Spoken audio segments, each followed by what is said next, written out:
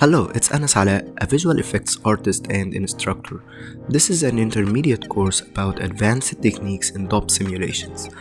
This course focuses mainly on using DOPs data and gas microsolvers to create advanced DOP simulations. And here we talk about, for example, particles, water, and smoke simulations. In the first chapter, we are going to talk about some basic methods needed in the course, and we are going to talk about volumes and volume types in Houdini and the simple anatomy of the smoke solver. And by simple anatomy of the smoke solver, we mean the basics or the basic gas microsolvers that are used to build a simple smoke solver that handles a simple smoke simulation. Then in the second chapter, and this is the richest chapter in the course, we will talk about noise in Houdini in details. Then we will talk about vector operators like curl, gradient, divergence, Laplacian, and curvature, which are all calculated using volumes or gas analysis. Then we will talk about detailing and masking smoke and pyro simulations in Houdini.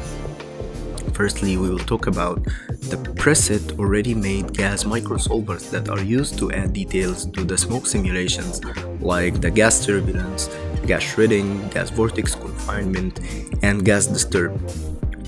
We will not only talk about the settings of these nodes and how they are used, but we are also going to learn how to build them from scratch using gas microsolvers, which gives you a core knowledge about the world of DOPs and gas microsolvers.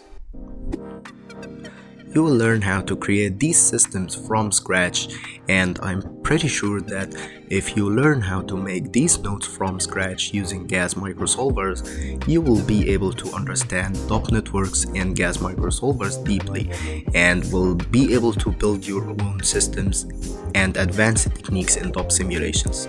So we will create them from scratch and go through the math behind them, and we will use so many microsolvers like the gas match field, gas analysis, gas linear combination, gas field VOP, and a lot more. Then after talking about the usual ready-made ways to detail smoke simulations, we are going to create our custom way of detailing smoke simulations, and we will learn how to create custom masks using different things in Houdini, and we will put all of that into an OTL or a subnetwork that can be used in any simulation. In the third chapter, we are going to create custom velocity fields and forces to control simulations.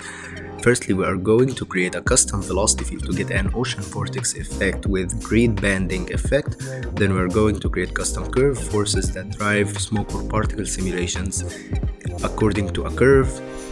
Then we are going to learn how to create custom forces that work with complex geometry to get an interesting result.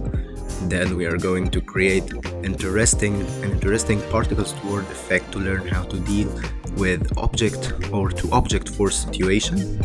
Then we are going to learn how to create forces related to an axis.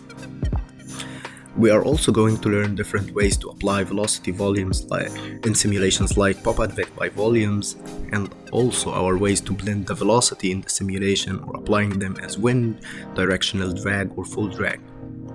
This chapter entails using a lot of things like point clouds, volume VOPs, and we are going to manipulate volumes.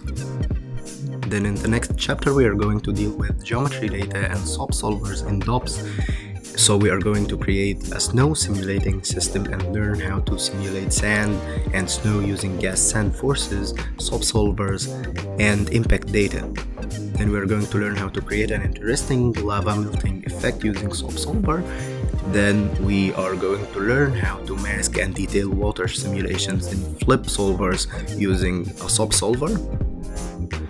This course will give you a very deep knowledge in the world of DOP networks. After it, you will have very solid base in DOPs, and you will have so much better understanding of the workflow in DOPs. You'll be able to create your own systems of custom simulations in DOP networks. And here is the list of some of the microsolvers and DOP nodes we are going to use throughout this course. So without further ado, let's go.